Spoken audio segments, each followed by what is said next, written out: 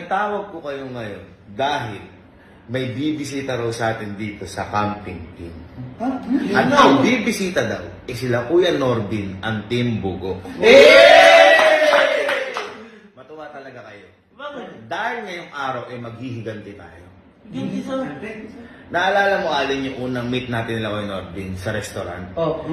Inasikaso natin sila, pinaghandaan natin, tapos umorder sila ng maraming pagkain at tayo ang pinagbayan. Ay, oo, boy! Alakasa mo yun!